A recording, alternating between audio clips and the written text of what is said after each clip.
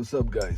Fallait faire une vidéo rapide parce que un de mes acteurs préférés et un des acteurs préférés de la plupart des gens de ce moment, de cette époque, Giancarlo Esposito, a confirmé qu'il était un personnage dans le MCU de Marvel Studios, de Marvel Comics. Il va jouer quelqu'un, il a été cast, il a signé et on ne sait pas c'est qui encore. On sait très bien que il est connu pour jouer des bad guys et méchants. On sait qu'il avait un intérêt à vouloir jouer quelque chose qu'il n'a jamais joué dans le temps, mais il est tellement bon à jouer le méchant que quand on pense à des personnages qu'il pourrait jouer, c'est normal qu'on pense à des méchants. Là, moi, j'ai quelques amis qui m'ont demandé qui je pense qu'il pourrait jouer. Il y a des noms qui sont sortis aussi, des rumeurs en ligne, puis les gens se demandent si c'est possible. Et il y a des gens qui m'ont demandé qu'est-ce que moi j'en pense, si je pense que certains sont possibles, oui ou non. Puis je me suis fait une petite liste. Je me suis dit, guys, moi j'ai trouvé 6 personnes que je crois qui pourraient vraiment les faire. Et je vais vous dire pourquoi. Et out of the way tout de suite, je vais sortir déjà 2 personnes dans les possibilités dans la liste. Je vais ôter Magneto et Professor X tout de suite. Ça avait été des rumeurs, mais je crois que tout ce qui est X-Men c'est trop tôt. Parce que lui il parle de quelque chose, si j'ai bien compris, c'est quelque chose qui s'en vient dans les prochains temps. Alors si on parle peut-être dans une année ou deux, et je pense pas que les X-Men, tout ce qui va être cast pour les prochains X-Men, ça se passera pas avant Secret Wars. Ce qui veut dire que on n'entendra pas du casting aussi rapproché dans le temps. Donc j'ôte Magneto, j'ôte Professor X, et mon imagination a tout de suite éliminé toutes les possibilités. Mr. Sinister, d'accord, non, j'ai l'autre. Et je voudrais même, en tant que fan, même quelqu'un comme Bastion. Non, je suis désolé, c'est un super bon acteur, mais non, X-Men c'est trop tôt. Alors j'ôte ça tout de suite de la liste. Voilà maintenant mes 6 personnages que je pense qu'ils seraient super bons pour jouer. Mais voilà, je vais vous dire les pour et les contre. Giancarlo Esposito disait que ce qui va arriver, c'est que son personnage va d'abord apparaître dans quelque chose où il va avoir un tease pour, et ensuite on va le voir dans une série. Beaucoup de gens ont assumé que la série, ce serait une série sur le personnage. C'est possible, mais c'est aussi possible que si on décortique les mots, qu'il apparaît dans une série régulièrement. Donc il pourrait être le bad guy d'une série, tout comme il pourrait être le bad guy qui a sa propre série. Ces deux-là sont possibles. Voilà le premier que j'ai tout de suite nommé. Le premier que j'ai en tête, c'est sûr, celle-là est populaire en ligne, Norman Osborn. Oui, Norman Osborn, il est parfait pour. Donc, Norman Osborn, je le vois définitivement. La présence du businessman, le gars vraiment intelligent, on ne sait jamais qu'est-ce qu'il a derrière la tête. Tous les personnages qu'il a joués, beaucoup de ces personnages comme Gus dans Breaking Bad, c'est un Norman Osborn. Et n'oublions pas qu'on a juste eu un Norman Osborn qui est celui de William Dafoe dans les films. Il est très bien pour l'époque et sa version, la version un peu loufoque, à la limite un peu Joker sur les bords. Mais Norman Osborn est un homme très intelligent, un bad guy de taille dans tout Marvel Comics. Il n'est pas juste un personnage de Spider-Man. Oui, originaire de New York. Oscorp n'a pas encore commencé, donc il pourrait présenter Oscorp et Norman Osborn pour la première fois. Il a fait beaucoup de choses. Il est en contact avec le gouvernement. Il est très riche, très bien connecté. Norman Osborn, c'est un peu un Lex Luthor de Marvel Comics. Il est très dur à arrêter, très smart. Et il peut être là pour un long terme si on suit comme sa présence dans les comics. Il est vraiment dangereux, très intelligent. Il serait un personnage on n'a pas de maquillage, pas besoin de ça. Et en plus, ça peut être un tease pour un jour qui devient un nouveau Green Goblin. Dans le long terme, ça pourrait être dans le 6e film de Spider-Man qu'on rencontre le Green Goblin du MCU.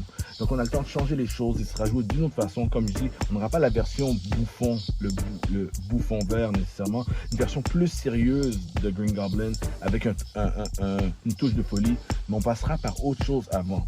Et si on dit que c'est un personnage qui va être tease et ensuite qui va être dans une série, une possibilité de tease et ensuite de série qui serait inattendue, que les gens ne verraient pas venir, je pense que ça pourrait être Daredevil Born Again. Parce que, encore une fois, Daredevil, c'est la ville de New York.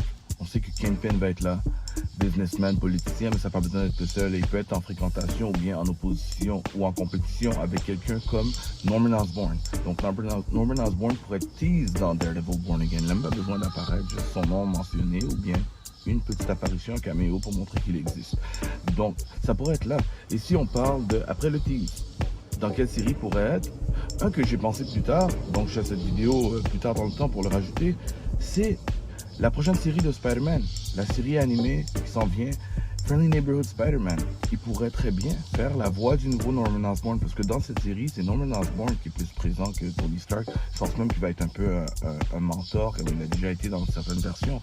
Donc, pourquoi pas la série, peut-être qu'il parle de Friendly Neighborhood Spider-Man avant de le voir en live action. C'est une option. Sinon, peut-être qu'on pourrait avoir une série. Beaucoup de personnes pensent que Thunderbolts pourrait être un film qui va être switché pour avoir un titre plutôt que ce serait Dark Avengers. Ou moi, je pourrais suggérer quelque chose qu'on peut-être on ne sait pas qui existe. Peut-être que Thunderbolt va avoir une suite. Et la suite de Thunderbolt sera une série qui s'appelle Dark Avengers. Parce que pendant un bout, on n'aura pas les Avengers. Les nouveaux Avengers ne seront pas là avant Secret Wars ou peut-être même Avengers 5. Parce qu'on ne sait même pas si dans Avengers 5, il y aura un groupe qui va s'appeler Avengers. Alors moi, je pense qu'on pourrait avoir une série de Dark Avengers. Une série de personnages ensemble comme US Agent et tout. Gérés par qui? Par Norman Osborn. Les Thunderbolts étaient gérés par Zemo dans les comics. Les Dark Avengers étaient gérés par Norman Osborn. C'est une très bonne possibilité. Maintenant, mon contre, la seule chose que je suis pas sûr, c'est Sony. Est-ce que Sony own les droits de Norman Osborn? Ils own Spider-Man. Est-ce que Norman Osborn rentre dans une catégorie unique, comme il y a des personnages de Marvel qui sont sur plusieurs franchises en même temps, comme Scarlet Witch et Quicksilver qui sont autant des X-Men que des Avengers. C'est plus un problème maintenant avec Fox.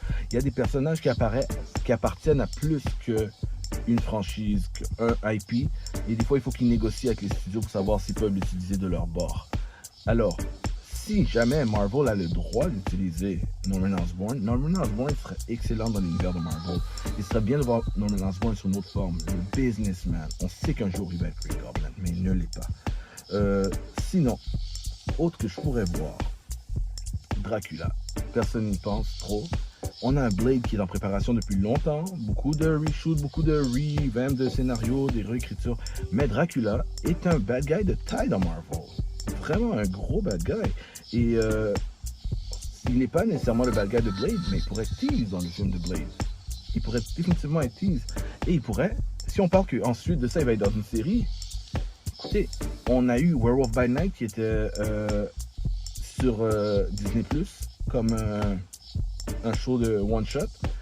Puis on a aussi eu Moon Knight, qui jusqu'à maintenant, il y a des rumeurs qu'une des séries pourrait avoir une saison 2 un jour, ce serait Moon Knight. Moon Knight pourrait aller dans ce que les publics demandent, plus sombre, et aller plus dans le mystique. Dracula serait de taille. Il y a des indices aussi que les gens attendent depuis longtemps qu'un jour on aura les Midnight Suns. Dracula est une possibilité aussi. Dans toutes ces affaires-là, le mystique va rentrer de plus en plus. Doctor Strange, un jour, pourrait dealer avec les vampires. Tout ça parce qu'un jour, tout ça va connecter Midnight Suns. Donc, Dracula est un choix. Juan Carlos, je pourrais le voir le jouer à sa propre façon. Il a toujours eu sa façon unique dans les comics de jouer de toute façon Dracula. Et Dracula est un personnage qui a été joué de multiples façons. Il n'y a pas une seule façon de faire Dracula. Ensuite, encore le problème de Sony. Si Sony a pas le droit de ce personnage, parce qu'il a été créé après, il est plus récent, Null, le symbiote God, le King in Black, Null, le maître et Dieu, symbiote God, au-dessus de Venom, au-dessus de tous les symbiotes. Null serait un bad guy que je verrais très bien Juan Carlos Esposito jouer. Il serait excellent pour toutes ces raisons. J'espère juste que Sony n'a pas le droit à eux tout seuls, puis qu'ils ont le monopole sur Null. Je ne sais pas. Ensuite, un gentil, le seul gentil dans ma liste, Blue Marvel. Oui, beaucoup de personnes parlent de Blue Marvel parce que Juan Carlo est quand même un homme de race noire.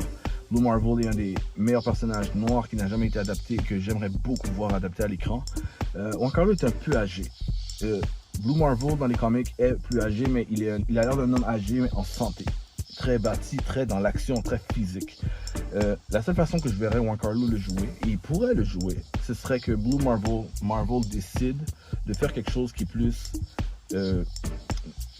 pas un Blue Marvel qui est physique, un Blue Marvel qui a une présence, un Blue Marvel qui va faire ses pouvoirs, mais si Blue Marvel est un personnage physique comme il est souvent, ça pourrait pas être le cas. Je l'aimerais pas, c'est sûr. Mais il y a des façons de faire Blue Marvel d'une autre façon, spécialement s'il ne considère pas l'utiliser beaucoup. Si c'est un gars qui il fut un temps, je sais pas. Mais pour l'intensité du personnage et pour son vécu avec les guerres des droits humains et tout, qu'il a vécu, le racisme et tout, ce serait excellent. Il serait excellent.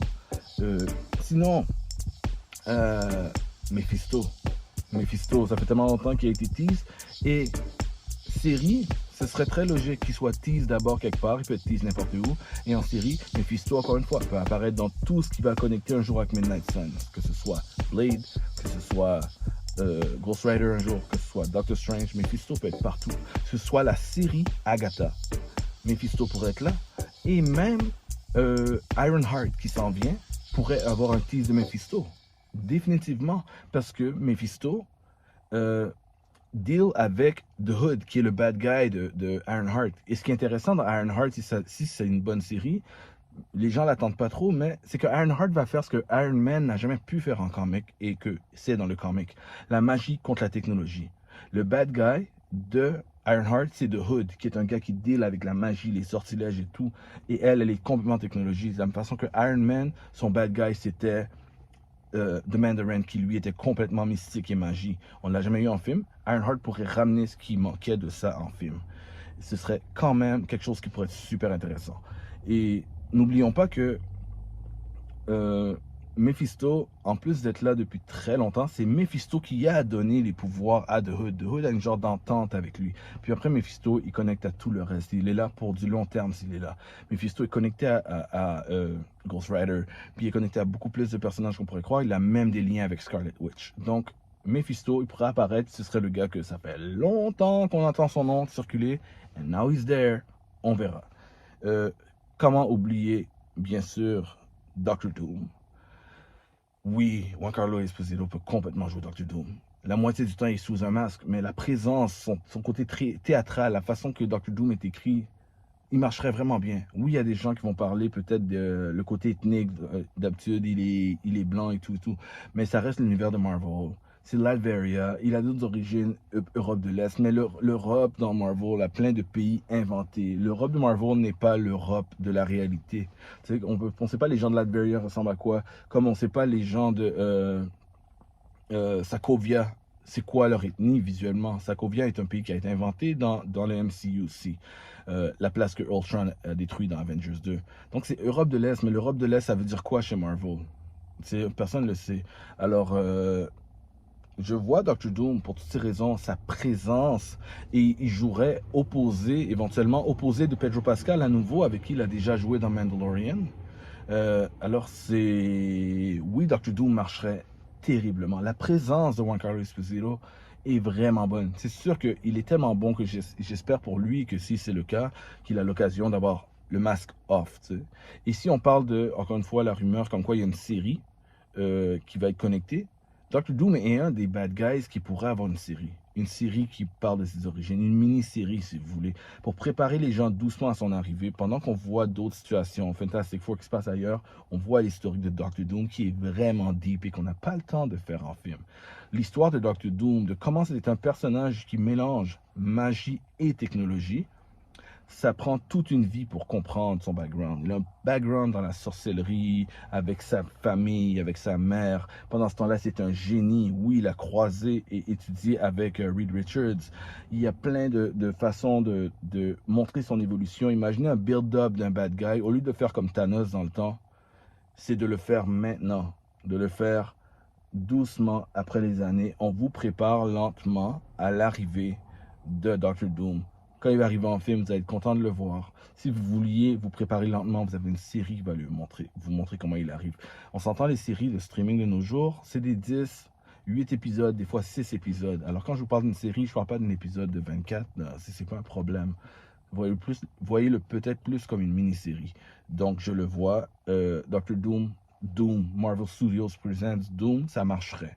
C'est un des rares personnages que on ne ferait peut-être pas un film sur lui, mais on ferait une série sur lui.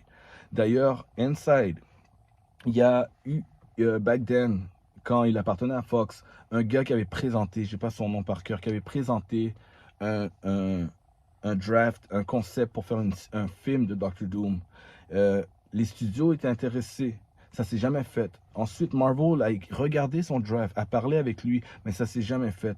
Puis ce concept, c'était genre un peu le concept de Interview with a Vampire.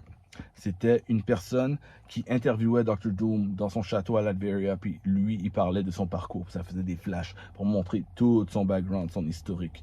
Mais c'est vraiment lui la vedette. Vraiment lui. Peut-être qu'il mentionne les Fantastic Four dedans, mais c'est sa base. C'est un recap de la personne, comme un Previously On. Donc je vois Dr. Doom être un personnage très développé pour un jour devenir un main villain. Fantastic Four et Marvel aussi. Et si c'est dans ce cas, Giancarlo, encore une fois, il serait parfait. Il serait vraiment parfait. Il pourrait très bien le faire. Sa présence est indéniable. Personne ne peut nier le talent de cet acteur.